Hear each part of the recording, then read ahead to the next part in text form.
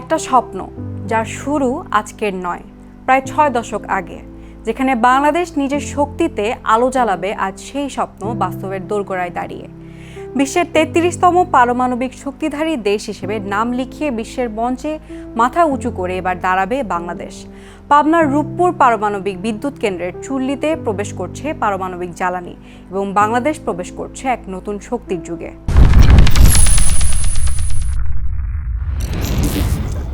বাংলাদেশে পারমাণবিক বিদ্যুৎ কেন্দ্র নির্মাণের পরিকল্পনা প্রথম নেওয়া হয় 1961 সালে। তৎকালীন পূর্ব পাকিস্তান সময়ে রূপপুরে জমিও অধিগ্রহণ করা হয়েছিল, কিন্তু তৎকালীন পাকিস্তান সরকার প্রকল্পটি বাতিল করে দেয়। স্বাধীনতার পর বিষয়টি আবারও আলোচনায় আসে। 1995 সালে জাতীয় জ্বালানি নীতিতে পারমাণবিক শক্তিকে একটি সম্ভাবনাময় বিকল্প হিসেবে অন্তর্ভুক্ত করা হয়। এরপর আসে বড় অগ্রগতি 2011 সালে। বাংলাদেশ ও রাশিয়ার মধ্যে আন্তঃরাষ্ট্রীয় চুক্তি স্বাক্ষরিত হয়। এই প্রকল্প বাস্তবায়নে দায়িত্ব পায় রাশিয়ার রাষ্ট্রীয় সংস্থা রোসাটম। 2015 সালের ডিসেম্বরে বাংলাদেশ পরমাণু শক্তি কমিশন এবং রোসাটমের ইঞ্জিনিয়ারিং কোম্পানি অ্যাটম স্টোরি এক্সপোর্টের মধ্যে জেনারেল কন্ট্রাক্ট স্বাক্ষরিত হয়, যার আওতায় নির্মাণ, যন্ত্রপাতি সরবরাহ, স্থাপন, কমিশনিং, প্রশিক্ষণ এবং জ্বালানি সরবরাহ অন্তর্ভুক্ত রয়েছে। রূপপুর দেশের ইতিহাসে সবচেয়ে বড় একক প্রকল্প। প্রতিটি ইউনিটের ক্ষমতা 1200 মেগাওয়াট, দুটি মিলিয়ে 2400 মেগাওয়াট। প্রথম ইউনিট চালু হওয়ার কথা ছিল 2023 সালে, দ্বিতীয়টি 2024 সালে।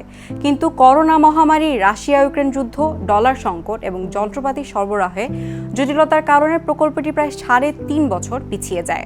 খরচও বেড়ে দাঁড়িয়েছে প্রায় 1,38,686 কোটি টাকা। 2023 সালের 28 সেপ্টেম্বর প্রথম পারমাণবিক জ্বালানি বাংলাদেশে পৌঁছায়। পরবর্তীতে আরও কয়েকটি চালান আসে এবং কঠোর নিরাপত্তার মধ্য দিয়ে রূপপুরে সংরক্ষণ করা হয়। এই জ্বালানি আসার পরই বাংলাদেশ পারমাণবিক শক্তিধর দেশের তালিকায় যুক্ত হয়। 2026 সালে এসে শুরু হয় সবচেয়ে গুরুত্বপূর্ণ ধাপ, চুল্লিতে জ্বালানি প্রবেশ। পারমাণবিক জ্বালানি মূলত ইউরেনিয়াম থেকে তৈরি। ছোট প্যালেট আকারে তৈরি করা এই জ্বালানি ধাতব রডে ভরা হয়, আর অনেকগুলো রড মিলে তৈরি হয় একটি জ্বালানি বান্ডিল।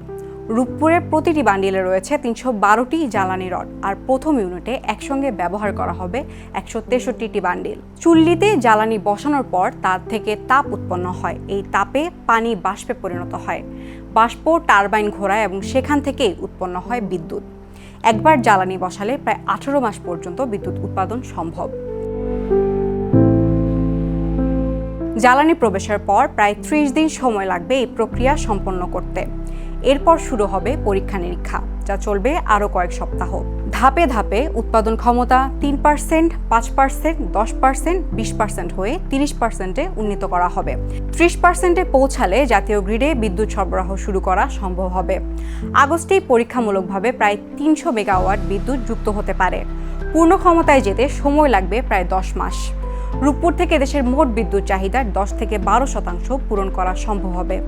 কয়লা ভিত্তিক বিদ্যুৎ কেন্দ্রের তুলনায় বছরে প্রায় 2 কোটি টন কার্বন নিঃসরণ কমাবে। একই পরিমাণ বিদ্যুৎ উৎপাদনে যেখানে বছরে প্রায় 1 কোটি টন কয়লা লাগত, সেখানে পারমাণবিক জ্বালানির খরচ তুলনামূলকভাবে অনেক কম। প্রথম 3 বছরের জ্বালানি খরচ ধরা হয়েছে প্রায় 3000 কোটি টাকা। পারমাণবিক বর্জ্য দীর্ঘ সময় তেজস্ক্রিয় থাকে, যা বিশেষ নিরাপত্তায় রাশিয়ায় ফেরত পাঠানো হবে। এছাড়াও মাটির 400 মিটার নিচে পুঁতে রাখা হবে এবং রডের হিসাব IAEA সফটওয়্যারের মাধ্যমে সার্বক্ষণিক নজরদারি করবে। নিরাপত্তা, দক্ষ জনবল এবং আন্তর্জাতিক মান বজায় রাখা, এই 3টি বিষয় সবচেয়ে গুরুত্বপূর্ণ। 6 দশকের পরিকল্পনা, একাধিক চুক্তি, হাজারো বাধা পেরিয়ে রূপপুর এখন বাস্তব। এটি শুধু একটি বিদ্যুৎ কেন্দ্র নয়, এটি বাংলাদেশের জ্বালানি ভবিষ্যতের নতুন অধ্যায়।